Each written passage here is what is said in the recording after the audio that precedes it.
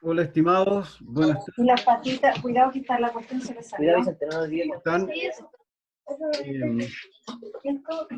Por allá, Javi. Oye, vamos a empezar la clase entonces.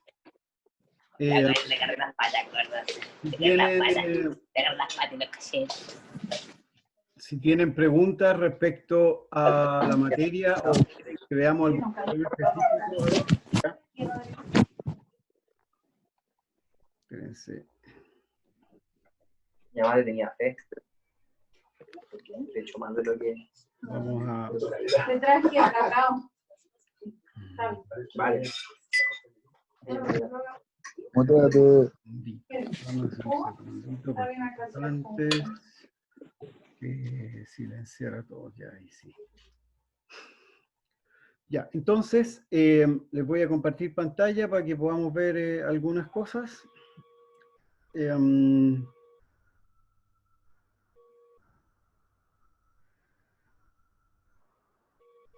Ya, habíamos visto algunos problemas ayer de inducción electromagnética. Vimos este problema que era más o menos largo, de una barra de cobre que se mueve con una rapidez V, pero nos sirvió para ilustrar el movimiento de los electrones en la barra y para calcular la FEM inducida. Veamos este otro problema para ver también un poco cómo podemos calcularlo. Una bobina de 50 espiras y de área A se encuentra ubicada dentro de un campo magnético. Si la función que describe al vector campo magnético en el tiempo es b de t igual, eso que está ahí, 0,2 en la dirección catongo, determine en qué dirección debe posicionarse la bobina para que el flujo magnético sea máximo, el valor numérico del flujo magnético máximo y después la FEM inducida.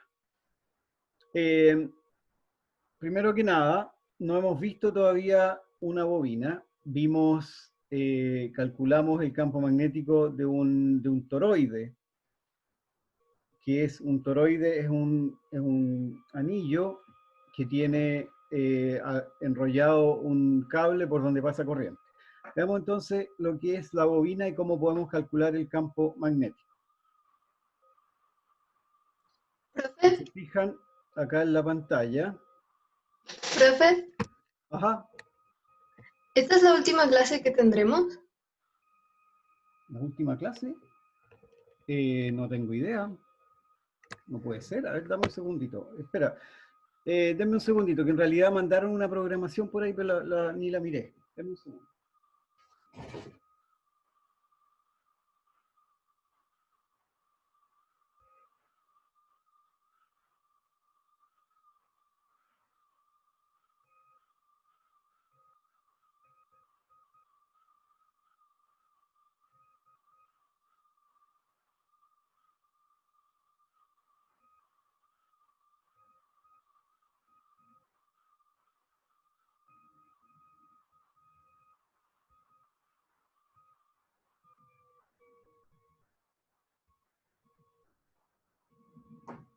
No.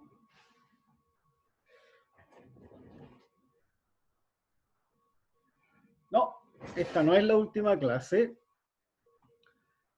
La materia que estamos viendo ahora, que corresponde a inductancia y la ley de Faraday, eso es la última materia que se va a ver en el curso. No van a ver, desgraciadamente no van a ver circuitos de corriente alterna, ni van a ver inductancia mutua, pero yo les voy a ver un poquitito de motores, porque encuentro que eso es importante para ustedes. Así que la próxima semana vamos a tener repaso, y así que van a haber 3 clases más, incluyendo esta. ¿Ya? Ah, ya, es que el control es el martes. Mandaron que era el martes. Qué bueno, pero el control es el martes, y el martes en la mañana hay una clase, el miércoles hay otra y el jueves otra. ¿Ya? Así que, miren, ¿cuál es la idea?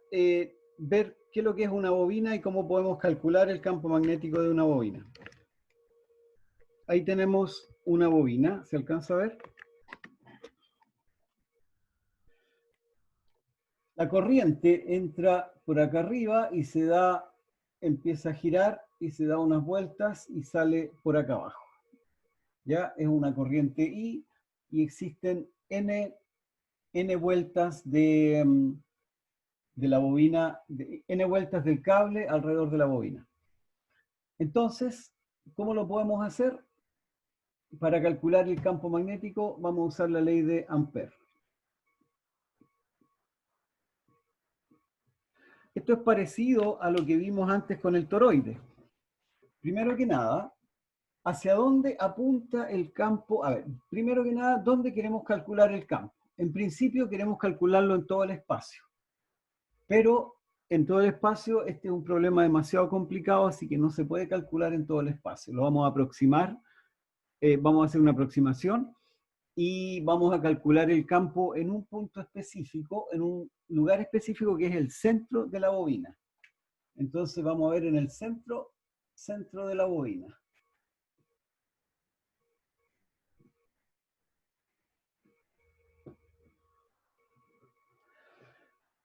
Fijémonos un poco, de acuerdo a la ley a la regla de la mano derecha, hacia dónde apunta el campo en el centro de la bobina. Si se fijan, en este dibujo que tengo acá, la corriente entra, se da una vuelta por afuera y después pasa por detrás. O sea, esta parte de aquí podríamos decir está fuera de la pizarra y esta parte de acá está dentro de la pizarra, detrás de la pizarra. Un poco para que se imaginen cómo es la bobina. Aquí lo mismo. Si uno mira la bobina desde arriba lo que van a ver es una cosa así. ¿Ya? Y la corriente va hacia allá. Ahí se ve más claro, ¿cierto? Entonces la corriente va siempre circulando de esa forma. Ahora, ¿hacia dónde apunta el campo en el centro de la bobina? Aquí. Como la bobina es circular, uno no puede calcular, uno no puede aplicar, no puede calcular el campo en todas partes simultáneamente, porque no se puede nomás. Entonces tomamos un pedacito de corriente, tomamos este pedacito de aquí, por ejemplo. En ese pedacito de ahí, que si es suficientemente chico, es recto, entonces la corriente apunta en la dirección de la flecha, ¿cierto? Por lo tanto, si yo quiero calcular la dirección del campo en el centro, aplico la regla de la mano derecha. Pongo la mano, el pulgar en la dirección de la corriente, o sea, el pulgar hacia allá, y estos dedos me indican hacia dónde apunta el campo. Si se fijan, el campo que genera este pedacito, en el centro apunta hacia afuera. ¿Por qué? Por la regla de la mano derecha. Veamos este otro pedacito por acá. ¿Qué campo genera este pedacito también en el centro? Aquí la corriente apunta en esa dirección, ¿cierto? Entonces, para calcular el campo, lo mismo, apunto el pulgar en la dirección de la corriente y veo hacia dónde apuntan los dedos. Entonces, la corriente, el pulgar hacia la izquierda, porque hacia allá va la corriente, y los dedos me dicen que el campo apunta hacia afuera. Entonces, el campo tiene esa dirección. Fíjense que este pedacito genera un campo hacia arriba, este pedacito también. Cualquier pedacito de corriente dentro de la bobina siempre genera un campo hacia afuera. Por lo tanto, los campos el campo generado por todos los pedacitos de corriente generan un campo que se suma en el centro, porque apunta en la misma dirección. ¿Ya? Entonces, en el centro el campo se suma.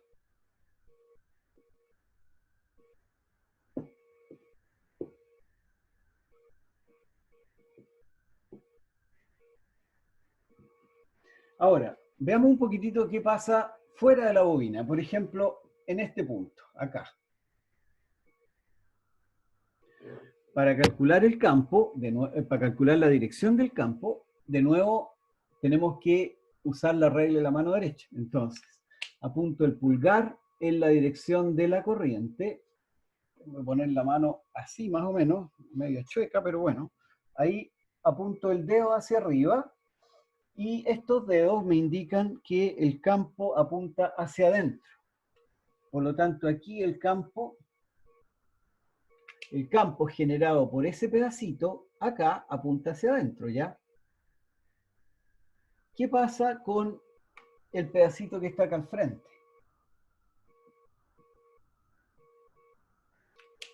Este pedacito también genera un campo en este punto. ¿Hacia dónde apunta el campo de este pedacito? De nuevo, regla de la mano derecha. Fíjense, apunto el pulgar en la dirección de la corriente y los dedos me indican que el campo apunta hacia afuera. Entonces aquí también voy a tener un campo así. ¿Lo ven un poco, no? Entonces, este pedacito de acá, en este punto, genera un campo que va hacia afuera. Este otro pedacito genera un campo que va hacia adentro. Estos campos, por supuesto, no son iguales, pero tienen dirección contraria. Y al tener dirección contraria, se restan. Entonces, lo que ocurre afuera es que los campos se van restando. Lo que genera este se resta con lo que genera el de acá al frente. Y lo que genera este en este punto se resta con lo que genera el de acá, por ejemplo. Y así sucesivamente. Entonces, fuera de la bobina, vamos a tener que el campo es aproximadamente 0. No es exactamente 0, porque esto no es perfecto, pero por ahora es suficiente con decir que es 0 o casi 0. Pero en el centro de la bobina vamos a tener un campo que es máximo. ¿Por qué máximo? Porque se suman todos los campos que generan los distintos pedacitos de la bobina. ¿Estamos? Fuera, entonces, en el centro el campo se suma, fuera el campo se resta.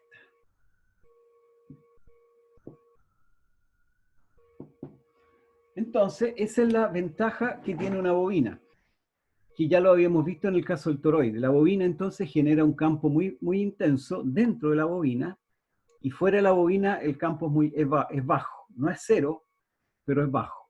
Y por ahora, para efectos del curso, vamos a suponer que el campo fuera de la bobina es 0. Para poder, entonces, aquí, fuera de la bobina, vamos a tener B igual 0, y aquí B distinto de 0. Un poco eso. Entonces, veamos, estamos aquí en esta bobina, ahora, ¿hacia dónde apuntaría el campo en esta bobina específica? A ver, no, es que aquí el problema es que aquí el dibujo es difícil de ver. Si la corriente entra por acá, se da una vuelta por fuera y después por dentro, entonces el campo, para poder ver hacia dónde apunta el campo, veamos este pedacito de aquí. Este pedacito de aquí está por el lado de afuera de la bobina. Vamos a hacer un dibujo, miren, vamos a...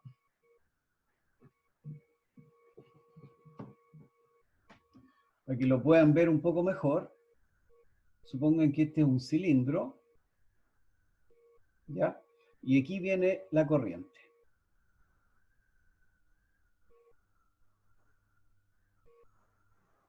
Aquí viene la corriente y aquí entonces la corriente pasa por fuera.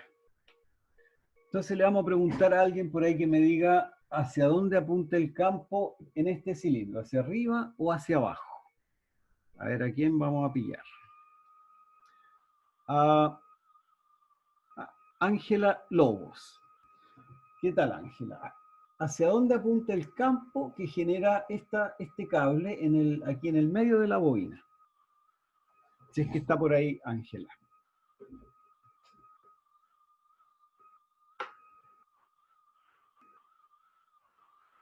De acuerdo a la regla de la mano derecha.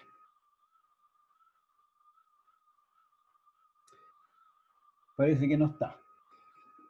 Bueno, Profe lo respondió en el chat. ¿dónde está el chat? Ah, es que no veo el chat, espérate. A ver, vamos a ver el chat. Hacia arriba. A ver, veamos si apunta hacia arriba. Apunto el dedo en la dirección de la corriente hacia allá y pongo los dedos en el centro. Perfecto, muy bien, Ángela. Disculpa que no vi el chat porque no, en general no lo veo. Muy bien, entonces el campo apunta hacia arriba. Perfecto. Y el campo generado por todos los pedacitos de cable apuntan hacia arriba. Ya. Entonces, ahora, apliquemos, acuérdense que para la ley de Ampère uno tiene que usar simetría, ¿cierto? ¿Qué simetría tenemos acá? El campo sabemos que apunta hacia arriba. B. Mire, si esta bobina es muy larga y yo me paro acá, por ejemplo, bueno, vamos a poner un poquitito más abajo. Aquí, si yo miro a la bobina, voy a ver un campo magnético, ¿cierto? Si yo me pongo más abajo y la bobina es muy larga, voy a ver la misma bobina. Por lo tanto, si yo veo la misma bobina y el mismo cable, tengo que tener el mismo campo. Por lo tanto, en este punto voy a tener el mismo campo que acá abajo. Y por lo tanto, el campo, en función de la altura z, o si le llamamos SZ, el campo es constante. Entonces, B no depende de Z.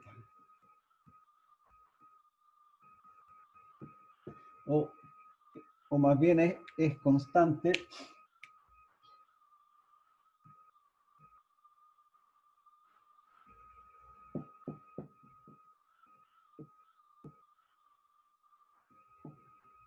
Entonces B no depende de Z.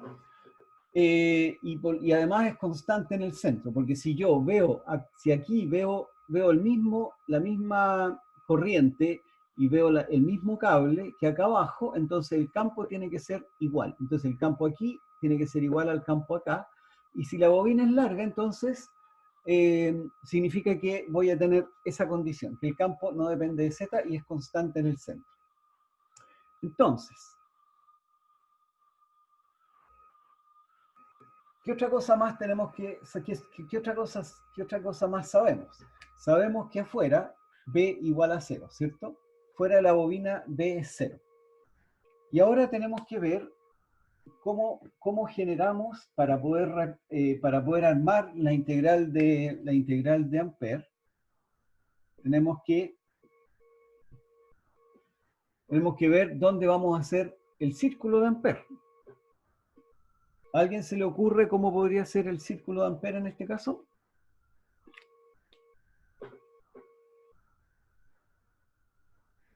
¿Dónde podríamos instalar el círculo de Ampère? Primero, necesitamos calcular el campo en el centro de la bobina. Por lo tanto, si se acuerdan bien, uno pone el círculo de Ampère donde uno quiere calcular el campo. Acuérdense que no necesariamente es un círculo. En este caso no es un círculo, sino es otra figura. Entonces, si yo quiero calcular el campo en el centro, voy a tener que instalar ahí por lo menos una parte de mi círculo o figura de Ampère. Entonces, por lo menos la figura de Ampère o el círculo o el cuadrado de Ampère va a tener que tener esta forma. Va a tener que ser así. Pero tiene que ser cerrado. ¿Cómo lo podemos seguir cerrando este círculo que ahora no va a ser un círculo? ¿Siendo un cilindro? Un cilindro, sí, pero un cilindro es bidimensional. Acuérdate que este es un círculo de una dimensión. Tiene que ser una cosa así, o una cosa así, o una cosa así. ¿Cuál de estos les tinca?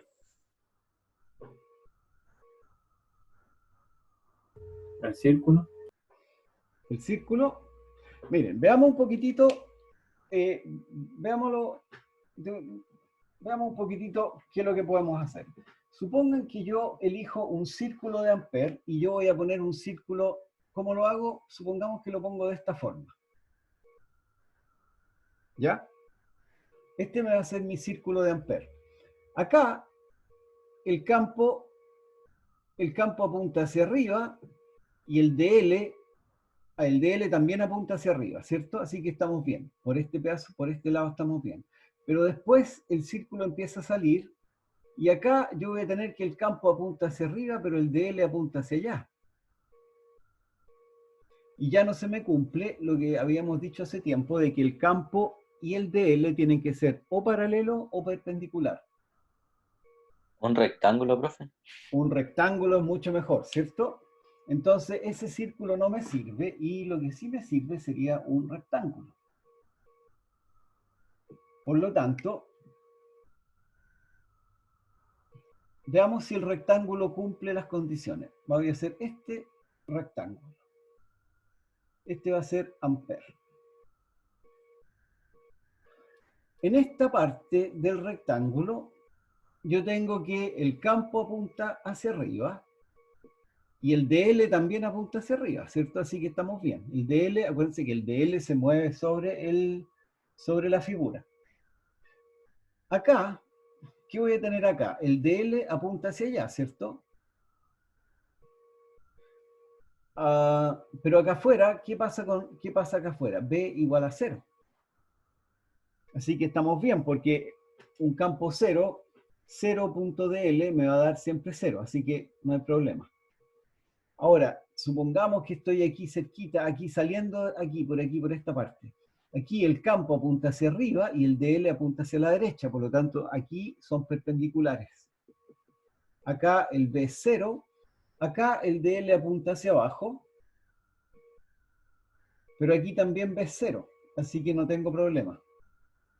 Y acá lo mismo, el DL apunta hacia allá, acá el B es 0, acá el B es perpendicular al DL, así que estamos bien. Entonces, este va a ser en este caso va a ser un rectángulo de Ampère, ¿ya? Entonces, la ley de Ampère la vamos a calcular con un rectángulo de Ampère. Para poder seguir calculando, tenemos que poner un sistema de coordenadas y tenemos que ver cuáles son las dimensiones y todas esas cosas, ¿cierto? Ya, entonces vamos a suponer un rectángulo de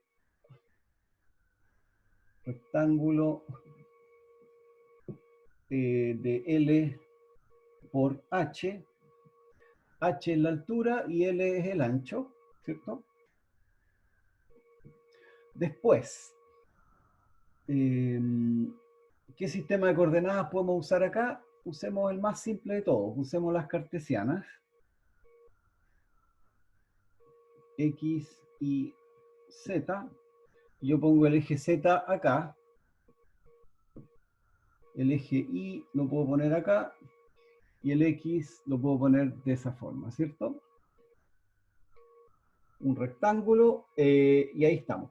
Ahora, lo último que tenemos que definir es la bobina. ¿Cómo es la bobina? La bobina, supongamos que es una bobina de n vueltas y largo L mayúscula, ¿qué otra cosa, cierto? N vueltas y largo L mayúscula.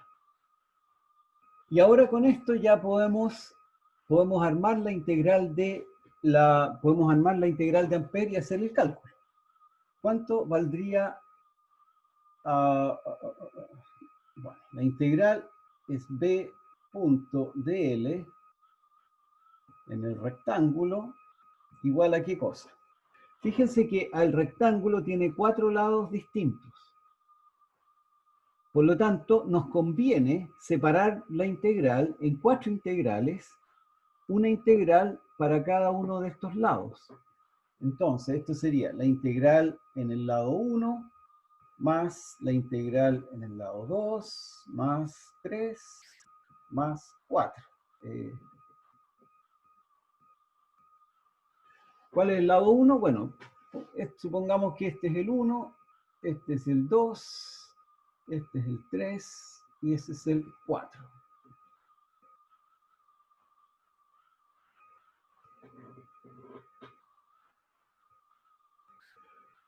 Ya, sigamos viendo cuánto sería la integral. Y aquí tenemos estas 4 integrales, ¿cierto? Entonces vamos a empezar por la 1, que es la b.dl. ¿Cuánto sería b.dl? Primero, volvamos atrás. B, ¿qué dirección tiene? Habíamos dicho que, de acuerdo a la regla de la mano derecha, el campo apunta hacia arriba, ¿cierto? Por lo tanto, B es un B sub 0 en dirección catongo. Ahora, ¿es constante el campo a lo largo de la bobina? Sí. ¿Por qué es constante? Porque por simetría nosotros dijimos que tenía que ser constante. Porque si la bobina es muy larga y yo me muevo de un pedacito de la bobina a otro pedazo más abajo, entonces voy a ver lo mismo. Y si veo lo mismo, significa que el campo es el mismo. Entonces el B tiene que ser constante a lo largo de esta línea y además apunta en la dirección catongo. Así que el B tiene que ser un B sub 0 según catongo. ¿Cuánto vale B sub 0? No lo sabemos, pero eso es. Punto DL. ¿Cuál sería DL? Este es fácil, ¿cierto? Ya lo deben saber casi todo. ¿Cuánto valdría DL?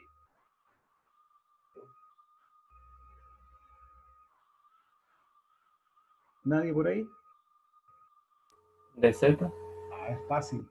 Casi, casi. DZ catongo. Ah, DZ catongo, muy bien.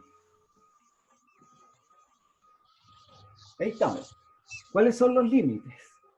Dijimos que el rectángulo este de Ampère tiene una altura h, por lo tanto los límites son de 0 hasta h. ¿Ya? Por lo tanto, esta integral, ¿cuánto vale? K.K vale 1.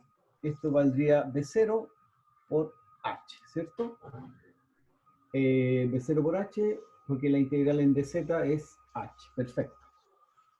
Veamos ahora la integral 2.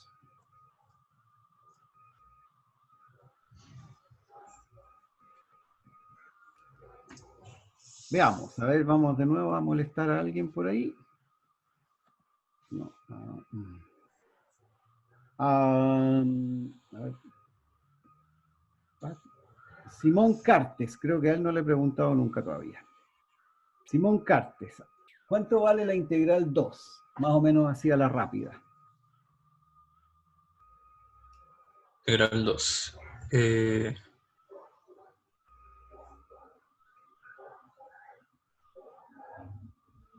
B sub 0.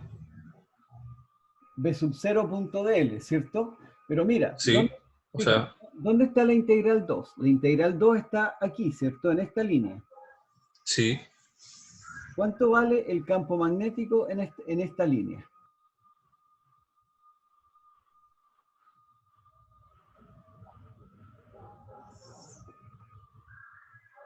O sea, B.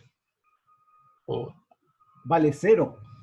¿Por qué vale 0? Acuérdate que habíamos o sea, claro, porque afuera es 0, pero igual hay como parte de esa área que está dentro de la bobina, ¿o no? Sí, sí, tienes toda la razón, claro que sí. Acá afuera vale 0, ¿cierto? Pero mira, veamos qué pasa dentro de la bobina. Veamos, aquí, ¿se alcanza a ver o no? Sí. No, está muy Sí. chico, parece. Déjame ponerlo más grande. Ahí. Mira, veamos justo dentro de la bobina. Aquí estamos dentro de la bobina, ¿cierto? El DL apunta hacia la derecha. El DL en este caso sería DI J tongo, ¿cierto? El B sub 0 dentro de la bobina, ¿hacia dónde apunta? Dijimos que apunta hacia arriba, ¿cierto? Porque dentro de la bobina el campo apunta hacia arriba, entonces sería algo así como B sub 0 catongo. ¿Se Sí. alcanza a verlo ahí? ¿Y qué Sí, o tenemos? sea, eso pensaba inicialmente, que era B sub 0 catongo. Claro, B sub 0 catongo, pero claro, lo que pasa es que eso es dentro de la bobina. Fuera de la bobina el campo es 0. Y esto, Habría que dividir entonces en dos partes la integral 2. sí, pero en realidad no es tan necesario. Si quieres lo divides en dos partes. Pero mira, O los límites de integración podrían ser distintos. sí es cierto, sí tienes razón. Esto sería algo así como de 0 hasta D, que sería el diámetro de la bobina, más el diámetro de la bobina hasta L menos D, algo así, ¿cierto? Desde el diámetro de la bobina hasta acá afuera, por un lado, y dentro de la bobina. Pero fíjate, acá el campo vale 0, así que esto vale 0. Pero dentro de la bobina tenemos B sub 0 catongo punto J. ¿Y cuánto nos da eso? 0. 0, ¿cierto? Entonces ese vale Ah, 0. Catongo.j vale ese 0 es. porque son perpendiculares. ¿Ya? Y acá también vale 0 porque el campo vale 0. Después, lo mismo pasa para 3. En 3 es esto. 3 es esta línea. Y en esta línea habíamos dicho que el campo también vale 0 porque estamos fuera de la bobina, lejos de la bobina fuera. Por lo tanto, este vale 0. Este vale 0. Y el último, el 4, también vale 0 por la misma razón que vimos recién, ¿cierto? Porque de aquí hasta allá el campo es 0 y dentro de la bobina el campo es perpendicular al dl. Entonces, la integral de Ampère, ¿cuánto vale la integral de Ampère finalmente? Que sería b.dl vale b sub 0h. Profe, Ajá. en los ejercicios, en lo que siempre me he equivocado en establecer las dimensiones de las integrales. Digamos, en la 2, por ejemplo, yo habría colocado, o sea, bueno, la 2 en este caso era 0, así que en verdad no me importaba mucho si me equivocaba en eso, pero yo, por ejemplo, me hubiese quedado en la integral con DI J tongo, pero tipo, ese catongo ahí no lo habría colocado. Tipo, DI J tongo, ya. Ah, sí, este pero ese catongo de catongo no acá. lo habría colocado. O sea, Ah, se me habría ido eso, porque como que no me cuesta verlo así. y lo que pasa es que el dibujo está medio mal hecho, pues sí, pero tienes razón. Mira, lo que pasa es que en realidad en este problema estamos haciendo varias aproximaciones, muchas aproximaciones en realidad. Estamos suponiendo que el campo fuera de la bobina es 0, simplemente 0. En realidad el campo no es 0, sino que es chico. Pero bueno, ¿qué le vamos a hacer? Y dentro de la bobina, normalmente si tú ves el problema resuelto en cualquier libro, van a suponer que también dentro de la bobina, pero no en el centro, el campo también es 0. ¿Ya? Esa también es una suposición. Lo que tú dijiste de que acá el campo no era 0 es absolutamente cierto, pero la mayoría de las veces no se considera.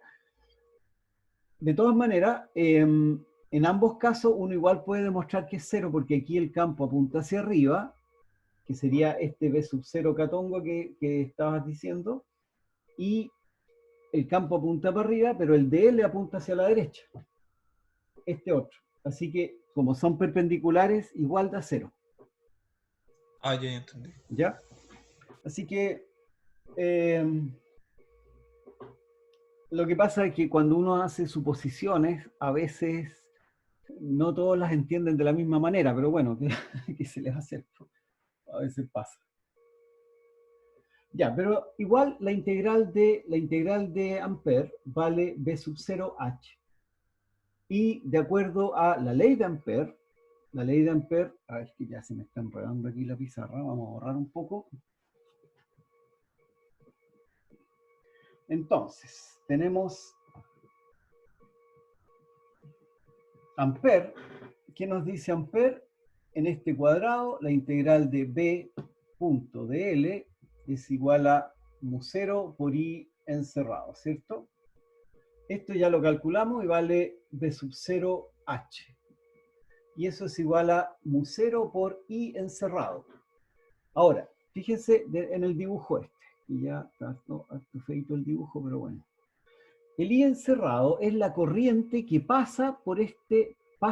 que atraviesa el área. Acuérdense un poco, este I encerrado es en realidad la corriente que atraviesa esta área de Ampere. ¿Dónde atraviesa y cómo atraviesa? Veamos de nuevo un poquitito el dibujo. El dibujo dice que este cable, la corriente entra y pasa por fuera y después se mete hacia la pizarra y se da la vuelta por detrás. Entonces aquí la corriente viene y entra y atraviesa aquí la pizarra, aquí atraviesa una vez. Después se da la vuelta y aquí atraviesa de nuevo la pizarra hacia abajo. Se da la vuelta y atraviesa de nuevo la pizarra hacia abajo. Entonces, la corriente atraviesa la pizarra varias veces acá.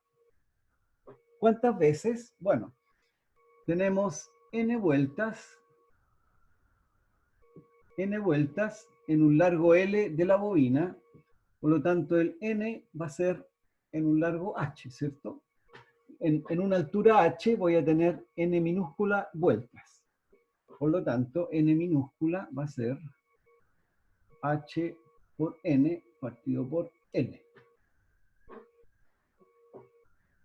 Entonces, la corriente atraviesa este n minúsculas veces esta área encerrada, esta área. Por lo tanto, ¿cuántas veces cuál va a ser la corriente total que atraviesa esta área? Entonces, el I encerrado va a ser igual a I por H por N partido por L. ¿Ya?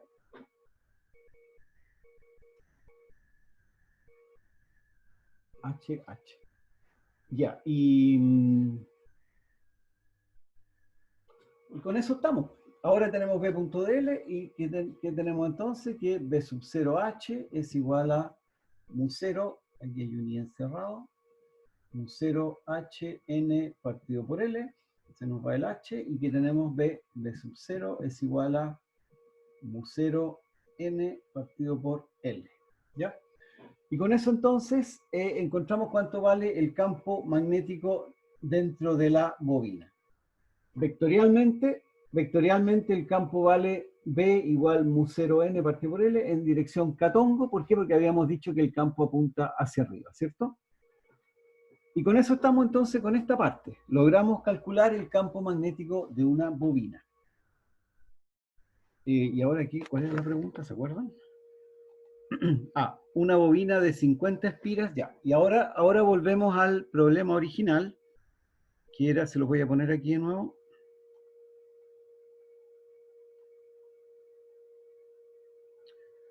¿Dónde está? Ahí, lo alcanzan a ver, ¿cierto? Una bobina de 50 espiras.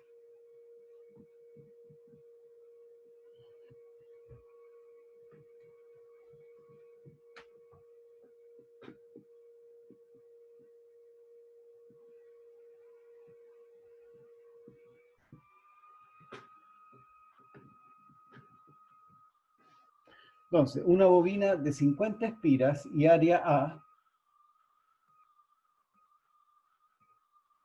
No, espérense. Vamos a dibujar primero el sistema de coordenadas. X, Y, Z. Se encuentra dentro de un campo magnético que es B de T igual 0,2 más 0,1 por T según catongo. Entonces el campo apunta según catongo. B igual a 0,2 más 0,01 T catongo. B.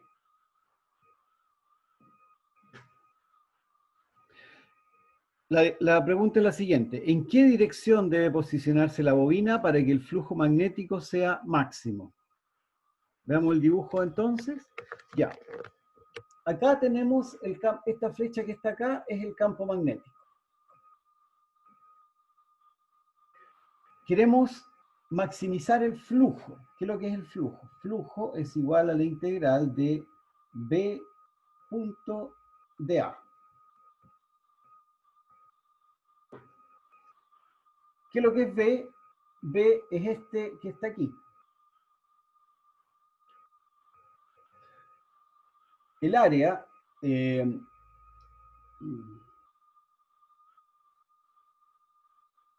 bueno, el área de la bobina es una cosa de este estilo, ¿ya? Y tiene aquí, se supone que esta área de aquí es A, esta es A.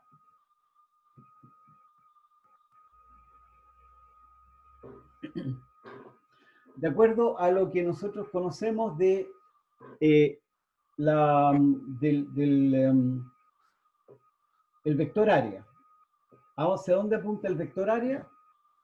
El vector área apunta siempre perpendicular al área, por lo tanto apunta perpendicular a la bobina. Entonces, ¿hacia dónde tengo que ubicar esta bobina para que el flujo sea máximo con este campo? Fíjense, para que el flujo sea máximo, esto, ¿qué es lo que es esto? Esto es el módulo de B por el módulo de A por el coseno teta. Y coseno teta es el ángulo entre el campo magnético y dA. Si el campo magnético apunta en Z tongo y el área, ¿hacia dónde tenemos que ubicarla para que sea máximo? Para que esto sea máximo, el coseno tiene que ser máximo, ¿cierto?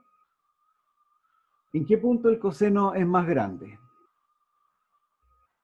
Para teta igual 0, ¿cierto? Coseno 0 vale 1. Por lo tanto, el ángulo entre el campo y el dA tiene que ser 0. Porque así el coseno 0 vale 1 y tenemos el máximo. Por lo tanto, la bobina tiene que ubicarse paralela al campo. En este caso, la bobina tendría que ser una cosa así.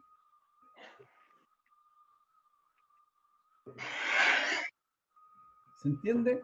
En realidad el problema era re fácil, pero hicimos medio cálculo, pero no importa. El cálculo del campo de una bobina siempre hay que sabérselo. Ya, eso es con el campo, el valor numérico del flujo magnético máximo. Bueno, ahí hay que reemplazar los números nomás. Y la FEM inducida. La FEM inducida hay que hacer el tiempo y vamos a dejar a esa parte ahí porque el resto es más o menos fácil. ¿Cuánto tiempo me queda? Me quedan como 20 minutos. Ya, miren, ¿qué les voy a... Hay una cosa que quiero verles ahora que encuentro que es muy importante, que es los motores. ¿Por qué motores y generadores? Porque los motores y generadores son los que nos entregan la corriente que usamos todos los días. Y por lo menos uno tiene que tener una cierta idea de dónde viene esa cosa. Entonces, veamos un poquitito de dónde sale la corriente y por qué tiene la forma que tiene. Vamos a ver esta clase que tengo acá. Denme un segundito. Inducida estira acá.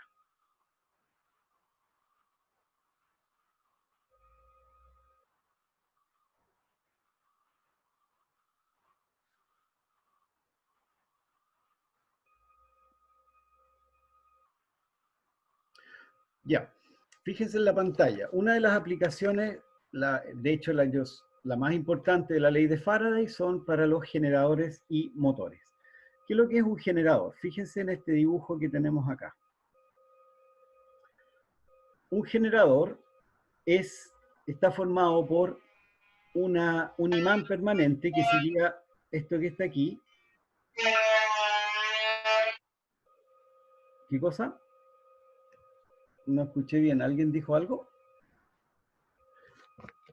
Ya, entonces tenemos un imán permanente, que sería esto que está acá. No escucho bien, espera, voy a ver el chat. Denme un segundito.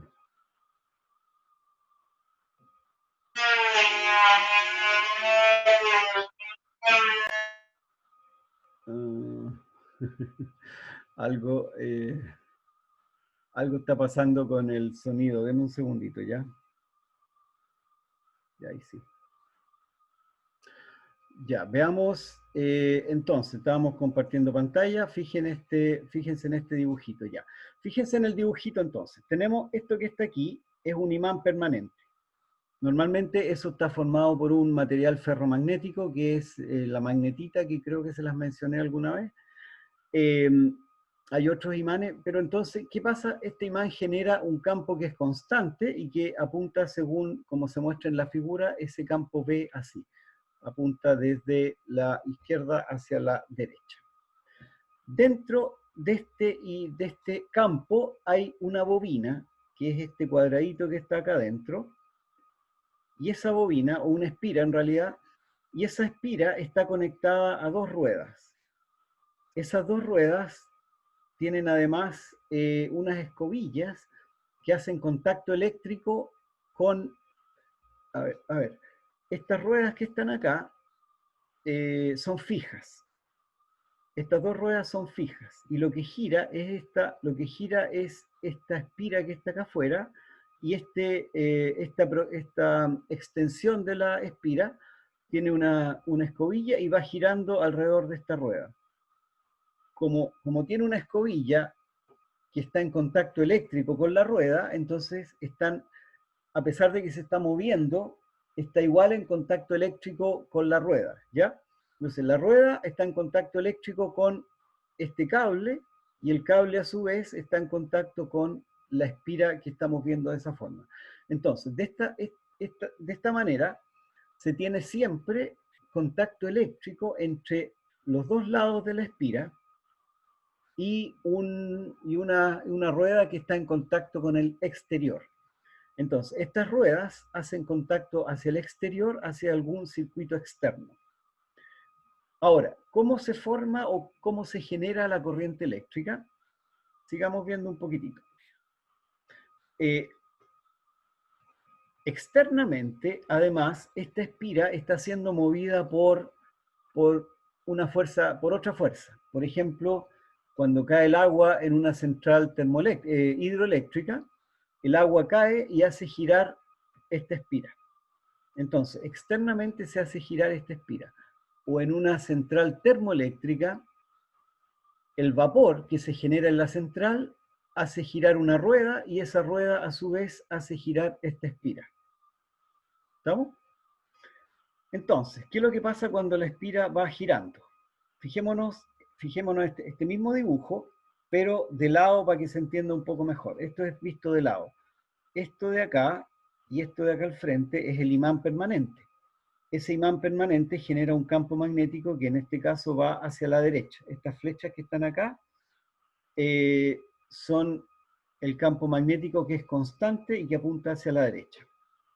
Ahora, la espira es la que está puesta aquí de lado. Este es un lado de la espira, este de acá abajo es otro lado de la espira, y bueno, aquí está el tercer lado. Ahora, por supuesto, la espira no es una sola espira, sino son muchas espiras que están puestas juntas. Entonces, esta es una espira, aquí hay otra espira, y aquí tenemos 3 espiras en este caso. ¿Ya? Sigamos viendo. Esta espira, el área de la espira tiene el vector área de la espira es este A que tenemos aquí, que apunta siempre perpendicular a la espira, ¿cierto? Porque, si se acuerdan bien, el vector área es siempre perpendicular a la superficie. Por lo tanto, el vector área es este A que está acá. Este vector área hace un ángulo θ con el eje X. A medida que la espira gira, porque la espira se hace girar externamente con otra fuerza, la espira se mueve hacia allá, hacia la izquierda, y por lo tanto este ángulo θ va cambiando. Entonces este ángulo cambia constantemente en el tiempo, y si la velocidad a la cual gira la espira es constante, qué sé yo, 10 vueltas por segundo, 100 vueltas por segundo, lo que sea, entonces este ángulo θ va cambiando de forma constante en el tiempo. Entonces, calculemos el flujo que atraviesa la espira. La espira es esto que está acá. El flujo, si se acuerdan bien, es B punto de A.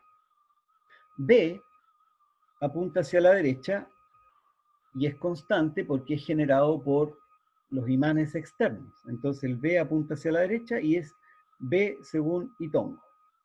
¿Estamos bien hasta ahí? El área de la espira es dA, un dA, ¿y en qué dirección? En dirección perpendicular a la espira. Si uno se fija en este dibujito que tenemos acá, el vector área no apunta ni en la dirección X ni en la dirección Y. Por lo tanto, tenemos que proyectar el vector A hacia X y hacia Y.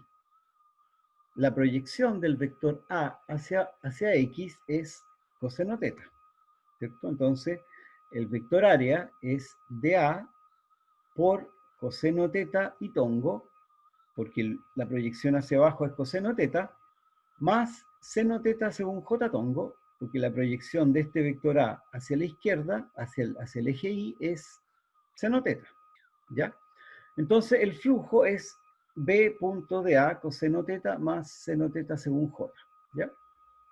Hacemos el producto punto, I.I es 1, I.J es 0. ¿Y qué nos queda? Nos queda B coseno teta por dA. Pero el B, habíamos dicho que el B es constante, porque el B es generado por estos imanes externos. Bueno, no es constante, es aproximadamente constante. Y para simplificar el problema vamos a suponer que es constante. Entonces, si el B es constante, sale fuera de la integral. Coseno teta depende del tiempo, no depende del área, no depende del dA. A ver, en este caso, ¿cómo sería el dA? No, el dA no lo podemos calcular, no es tan fácil. Es un dA nomás, ya. Entonces, la integral es en el área de la espira, pero el coseno teta no depende del área de la espira, por lo tanto también sale fuera de la integral. ¿Y qué nos queda? Nos queda la integral de dA. Y la integral de dA es A. Acuérdense, la integral de cualquier d algo es algo. Por lo tanto, por ejemplo, la integral de dj es j. La integral de Pedro en Pedro es Pedro. Entonces, ¿qué tenemos? Que phi es igual a b por a por coseno teta. Por lo tanto, el flujo, perdón, el flujo magnético es b por a por coseno teta. ¿Qué es lo que es teta? Teta es el ángulo que está aquí, ¿cierto? Pero ¿cómo varía ese ángulo? Dijimos que esta cosa está girando a velocidad constante, porque el agua que va cayendo en la central hidroeléctrica hace girar las espiras de tal manera que el giro sea constante. Si es constante, entonces el teta lo podemos escribir como omega t. Omega es alguna velocidad angular y t es el tiempo. ¿Ya? Acuérdense un poquitito de física 1. Y con eso, si el teta es omega t, entonces el flujo es b por a por coseno de omega t. Y con eso, ¿qué tenemos? Que el phi es, el phi total, ese es el phi de una espira. Este flujo era el flujo de una espira, ¿cierto? Si tenemos n espiras, entonces el flujo total es n por b por a por coseno omega t, ¿ya? Y finalmente, con eso podemos calcular la FEM inducida. Epsilon es igual a menos de phi a de t, y eso sería n por b por a, seno de omega t. ¿Y qué nos dice esta cosa? Este epsilon, esta es la FEM. Si se acuerdan bien, la FEM es lo mismo que el voltaje, o que la diferencia de voltaje, que es más o menos lo mismo. Por lo tanto, si yo tengo una diferencia de voltaje que es sinusoidal en el tiempo, esa diferencia de voltaje me va a generar una corriente que también es sinusoidal. Entonces, de acuerdo a la ley de Ohm, si la FEM es n por b por a seno de omega t, la corriente también va a tener esta misma forma, va a ser seno de omega t, de acuerdo a la ley de Ohm, ¿ya? Y por lo tanto, la FEM es esto que tenemos acá, es un seno, y el seno, ustedes saben que en seno de 0 es 0, después llega un máximo, llega a 0 de nuevo, baja, sube y así sucesivamente. Entonces, esto es directamente lo que ustedes pueden ver en los enchufes. El voltaje que hay en un enchufe es un voltaje sinusoidal. ¿Por qué sinusoidal? Por lo que acabamos de calcular acá. ¿Ya? Que la FEM es sinusoidal porque la FEM proviene de este giro de las espiras alrededor del imán. ¿Qué significa? Sigamos viéndolo un poquitito. Si la FEM es positiva, o el voltaje es positivo, la corriente gira en un sentido. La FEM después se pone negativa. Aquí la FEM es negativa, el voltaje es negativo. Por lo tanto, la corriente se mueve en sentido contrario. Después de un tiempo, la FEM de nuevo vuelve a ser positiva, acá. Y la corriente de nuevo va hacia la derecha, o qué sé yo, hacia donde sea. Entonces, la corriente es sinusoidal. ¿Y qué significa que la corriente sea sinusoidal? Que los electrones se mueven de manera sinusoidal, o sea, los electrones van, vuelven, van, vuelven, van, vuelven. Hace tiempo, si no me equivoco, hace un tiempo atrás vimos que la velocidad de los electrones en un cable era más o menos rápido. Es del orden de 10 elevado a 7 metros partido por segundo. Eso significa que, por ejemplo, si la central hidroeléctrica está en Puerto Montt, los electrones van y vuelven de Puerto Montt a Santiago un montón de veces por segundo, porque la velocidad de los electrones es muy rápida. Entonces, los electrones van y vuelven y se mueven muy rápido. Fíjense también que la corriente o el voltaje tiene un máximo y también tiene un cero. Y después tiene este mínimo, pero este mínimo, bueno, el mínimo es negativo, pero igual es un mínimo. Entonces, la corriente, si se fijan aquí, pasa por cero. Por lo tanto, en ese momento no hay voltaje en el enchufe. Si ustedes, por ejemplo, meten un clavo al enchufe y le apuntan justo al momento en que el voltaje es cero, no les va a dar la corriente. Ahora, si les toca la mala suerte que le apuntan justo cuando está el máximo, ahí les va a doler un máximo. Pero si están por aquí, no les va a doler mucho. Finalmente, ¿cuál es la frecuencia a la cual se mueven estos electrones? ¿Alguien sabe? Ah, ahí está está la respuesta ahí mismo.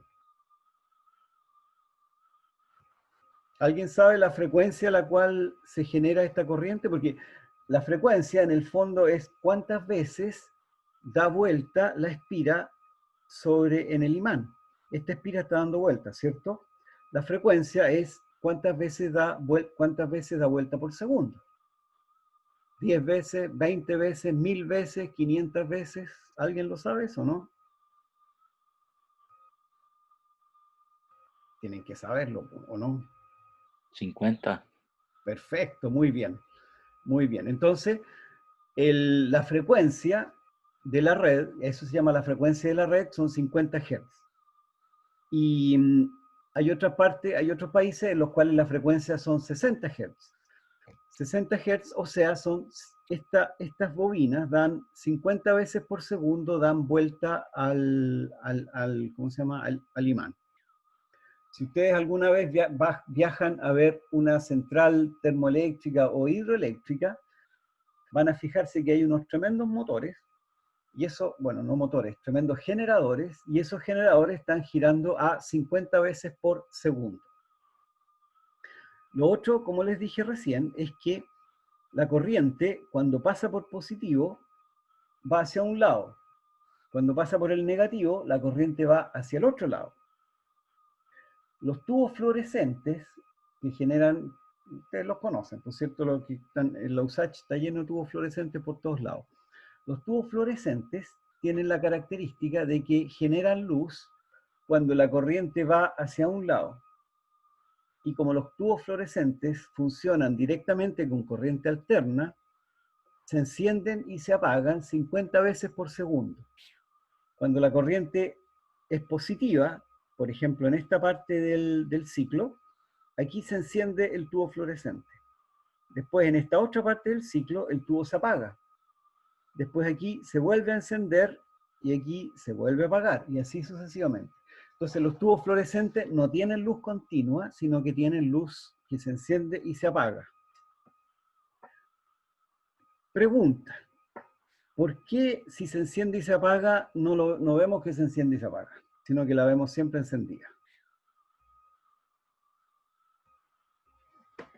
¿Alguien lo sabe por ahí? Porque lo hace muy rápido. Justamente, porque es muy rápido. Es muy rápido. Acuérdate que muy rápido es un término relativo. Muy rápido con respecto a qué cosa. A nuestra percepción. La percepción.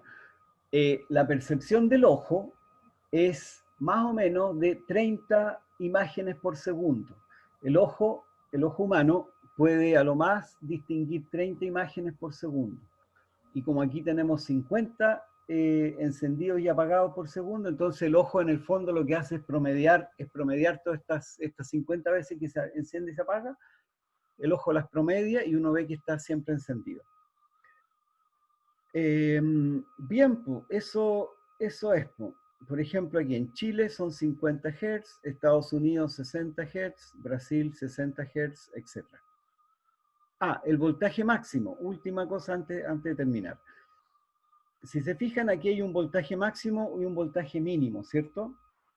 El voltaje que nosotros vemos en los enchufes es de 220 volts. ¿Eso es el máximo o no es el máximo? No es el máximo porque, no lo vamos a ver en este curso, pero en realidad el voltaje, los 220 volts, es una cosa que se llama el voltaje cuadrático medio, ¿ya? Y que es más o menos 2/3, un poco más de 2/3 del máximo. El voltaje máximo en Chile, si tenemos 220 volts, voltaje cuadrático medio, el voltaje máximo son 310, algo así, una cosa de ese estilo. Así que, como les digo, si ponen el clavo justo cuando están en el máximo, les van a dar como 300 volts. Si ponen el voltaje cuando están en el cero, no les va a dar la corriente. Ahora, no es fácil achuntarle porque son 50 veces por segundo, así que no creo que le achunten justo a cuando pase por cero. Eso. Si no tienen preguntas, nos veríamos la próxima semana. ¿Cuándo es la prueba? Es el martes, ¿cierto? Eso, pero que yo sepa, vamos a seguir haciendo clase la próxima semana, así que nos veríamos luego entonces. ¿Alguna otra pregunta, consulta? Muy bien, entonces, que les vaya bien a todos y nos vemos luego. Chao, profe, gracias. Chao, profe. Chao. Chao. Chao, profe. Gracias.